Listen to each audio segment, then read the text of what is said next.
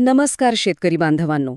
अनेकदा आपल्यासोबत असं होतं की आपण शेतात फेरफटका मारतो आणि आपला हरभरा अगदी हिरवागार जोमात वाढलेला दिसतो. पण जेव्हा काढणीची वेळ येते तेव्हा हातात येणारं उत्पन्न मात्र खूप कमी असतं. खरे ना? विशेषतः जानेवारी आणि फेब्रुवारी महिन्यात असं का होतं, हा प्रश्न आपल्या सगळ्यांनाच पडतो. तर आज आपण ह्याच प्रश्नाचं उत्तर शोधणार आहोत. आणि हा अनुभव फक्त एका दोघांचा नाहीये. बहुतेक सगळ्याच हरभरा उत्पादक शेतकरी बांधवांना हेच वाटत असतं की अरे पीक तर इतकं छान दिसतंय, मग गडबड कुठे होतीये? तर खरी गडबड वर नाहीये, ती आतमध्ये दडलेली आहे. चला तर मग आज आपण एकत्र मिळून यामागचं नेमकं रहस्य काय आहे ते उलगडून पाहूया. हरभऱ्याच्या उत्पादनात घट होण्यामागे वरवर दिसणारी कारणं नसतात, तर अशी काही लपलेली कारणं असतात जी आपल्या डोळ्यांना सहज दिसत नाहीत. हे नुकसान जमिनीच्या खाली म्हणजे मुळांमध्ये सुरू होतं आणि हळूहळू वर फुलांपर्यंत पोहोचतं. आणि याचाच परिणाम म्हणून शेंगांची संख्या आणि वजन दोन्ही घटतं. आजच्या या चर्चेत आपण हरभरा पिकाच्या कमी उत्पन्नामागे दडलेले 5 मुख्य छुपे शत्रू ओळखणार आहोत. म्हणजे आपण मुळांमधल्या गुप्तांपासून ते पाण्याच्या चुकांपर्यंत प्रत्येक मुद्द्याची अगदी सखोल तपासणी करणार आहोत, जेणेकरून आपल्या मेहनतीचं फळ आपल्याला पूर्णपणे मिळेल. चला, आपल्या पहिल्या आणि सगळ्यात महत्त्वाच्या लपलेल्या कारणाकडे वळूया. हरभऱ्याच्या संपूर्ण आरोग्याचा आणि उत्पादनाचा जो पाया आहे ना, तो जमिनीखाली म्हणजेच त्याच्या मुळांवरील गाठींमध्ये दडलेला असतो. आता सोप्या भाषेत सांगायचं झालं तर या गाठी म्हणजे हरभऱ्याच्या झाडासाठी नत्रखत बनवणारे छोटे छोटे कारखाने आहेत. हे कारखाने हवेतला नत्र शोषून घेतात आणि थेट झाडाला पुरवतात. ह्याच नत्रामुळे झाडाची वाढ चांगली होते आणि शेंगासुद्धा चांगल्या भरतात. विचार करा, जर हे कारखानेच बंद पडले तर झाड वरून कितीही हिरवंगार दिसलं तरी ते आतून उपाशीच राहणार. आता प्रश्न येतो की हे महत्त्वाचे कारखाने बंद का पडतात? याची काही प्रमुख कारणं आहेत. पहिलं म्हणजे जमिनीत जास्त काळ पाणी साचून राहिलं तर मुळांना श्वास घेता येत नाही आणि या गाठी खराब होतात. दुसरं कारण, आपण जर युरियासारख्या नत्रयुक्त खतांचा गरजेपेक्षा जास्त वापर केला तर झाडाला आयतं नत्र मिळतं आणि ते या गाठी बनवण्याचं कामच थांबवून टाकतं. आणि तिसरं महत्त्वाचं कारण आहे जमिनीतील आपले मित्र जीवाणू. रायझोबियम नावाचे हे जीवाणूच या गाठी तयार करतात. जर हे जीवाणू जमिनीत कमी झाले किंवा जमिनीचा सामू म्हणजेच पीएच बिघडला तर या गाठी तयारच होत नाहीत किंवा नीट काम करू शकत नाहीत. बरं, आपल्या शेतातल्या गाठींची तब्येत कशी आहे हे आपण स्वतःच तपासू शकतो. अगदी सोपं आहे. काय करायचं? शेतातून 2-3 झाडं जरा काळजीपूर्वक मुळांना धक्का न लावता उपटायची. मग त्या मुळांवरची माती निघून जाईपर्यंत पाण्याने हळूवार धुवून घ्यायची. आता बघा, मुळांवर लहान मोठ्या गाठी दिसतील. त्यापैकी काही गाठी हलक्या हाताने दाबून किंवा कापून बघा आणि त्यांच्या आतला रंग कसा आहे याचं निरीक्षण करा. आता रंगावरून आरोग्य कसं ओळखायचं ते पाहूया. जर गाठ कापल्यावर आतून गुलाबी किंवा लालसर रंगाची दिसली तर समजायचं की ती पूर्णपणे निरोगी आणि सक्रिय आहे. ती झाडासाठी नत्र बनवण्याचं काम अगदी उत्तम प्रकारे करतेय. पण जर गाठीचा रंग आतून पांढरा किंवा हिरवट दिसला तर याचा स्पष्ट अर्थ आहे की या गाठी निष्क्रिय आहेत, त्यांचं काम थांबलं आहे आणि आपलं झाड नत्रासाठी उपाशी आहे. म्हणजे लक्षात ठेवा, गुलाबी रंग म्हणजे फायदा. चला आता दुसऱ्या आणि तिसऱ्या कारणाकडे वळूया, जे एकमेकांशी जोडलेले आहेत. हे आहेत वातावरणाचा अदृश्य ताण आणि किडींचा प्रादुर्भाव दिसण्याआधीच होणारं नुकसान. हे दोन्ही घटक आपल्या उत्पादनावर गुपचूप घाला घालतात. जानेवारी-फेब्रुवारी महिन्यात काय होतं? तापमानात खूप मोठे चढउतार होतात. कधी रात्री तापमान 10 डिग्री सेल्सिअसच्या खाली जातं तर कधी दिवसा अचानक 32 डिग्रीच्या वर पोहोचतं. यासोबतच पाण्याची कमतरता किंवा जमिनीत अतिरिक्त ओझावा यामुळे झाडावर एक प्रकारचा ताण येतो.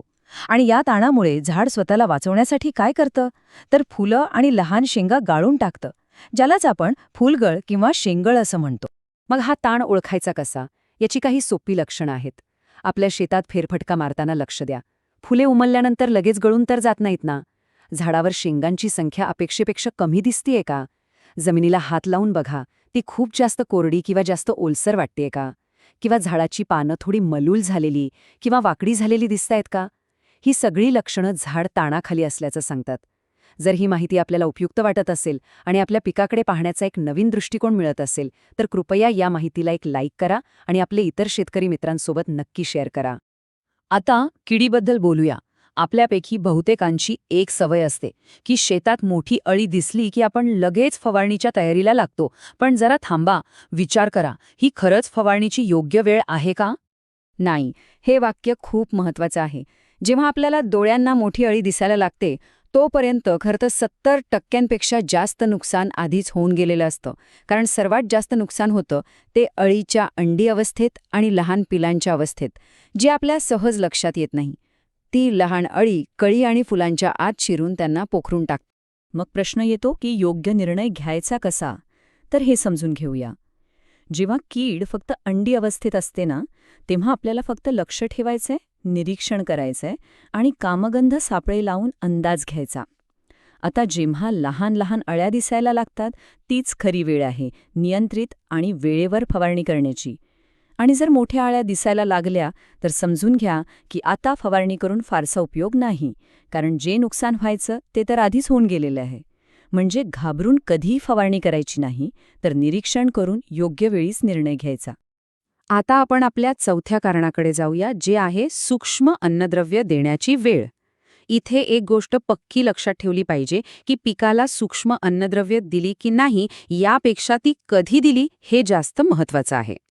बघा, पिकाच्या प्रत्येक अवस्थेची गरज ही वेगवेगळी असते. जेव्हा पीक वाढीच्या अवस्थेत असतं तेव्हा त्याला झिंक किंवा जस्तची गरज असते. जेव्हा पीक फुलोऱ्यात येतं तेव्हा त्याला बोरॉनची सगळ्यात जास्त गरज असते, कारण बोरॉन फुलगळ थांबवून परागीभवनाला मदत करतं. आणि जेव्हा शेंगा भरण्याची अवस्था येते तेव्हा दाण्यांच्या पोषणासाठी एका संतुलित मिश्रणाची गरज असते. विचार करा, जर आपण फुलोरा संपल्यावर बोरॉनची फवारणी केली तर तो खर्च पूर्णपणे वाया गेला ना. त्यामुळे योग्य वेळीच योग्य अन्नद्रव्य देणं गरजेचं आहे. आणि आता आपलं पाचवं आणि शेवटचं लपलेलं कारण, ते म्हणजे पाण्याच्या व्यवस्थापनातील चुका. हरभरा हे कमी पाण्याचं पीक आहे हे अगदी खरं आहे, पण तरीही पाणी देण्याच्या वेळेत होणाऱ्या लहान सहान चुकांमुळे उत्पादनात मोठी घट येऊ शकते. हरभऱ्याच्या संपूर्ण आयुष्यात पाणी देण्यासाठी 2 वेळा अत्यंत महत्त्वाच्या आणि संवेदनशील मानल्या जातात. पहिली वेळ म्हणजे फुलोरा सुरू होण्याच्या अगदी आधी आणि दुसरी वेळ म्हणजे शेंगा लागण्याच्या सुरुवातीच्या काळात. या 2 वेळी जर पिकाला पाण्याचा ताण बसला तर त्याचा थेट परिणाम फुलगळ आणि शेंगळ होण्यावर होतो आणि उत्पादनात मोठी घट येते. पाणी व्यवस्थापनाचे काही सोपे सोनेरी नियम आहेत. नेहमी लक्षात ठेवा की पिकाला योग्य वेळी फक्त हलकं पाणी द्यायचं आहे आणि शेतातून पाण्याचा चांगला निचरा होईल याची काळजी घ्यायची आहे.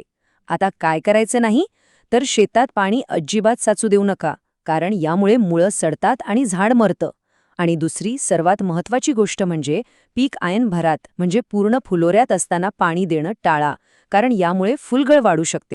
चला तर मग, आत्तापर्यंत आपण जी 5 लपलेली कारणं पाहिली आहेत त्या सर्वांना एकत्र जोडून एक पक्की कृती योजना तयार करूया. आता आपल्या लक्षात आलं असेल की ही 5ही कारणं एकमेकांशी कशी जोडलेली आहेत. उदाहरणार्थ, जर मुळांवरील गाठीच कमकुवत असतील तर झाड कमजोर होतं आणि मग त्यावर वातावरणाचा ताण लवकर येतो. ताण आलेलं झाड किडीला लवकर बळी पडतं. म्हणजे बघा, एक छोटीशी चूक दुसऱ्या चुकीला आमंत्रण देते आणि बघता बघता आपल्या हातातून उत्पादन निसटून जातं. त्यामुळे येणारे 15 दिवस आपल्यासाठी खूप महत्त्वाचे आहेत.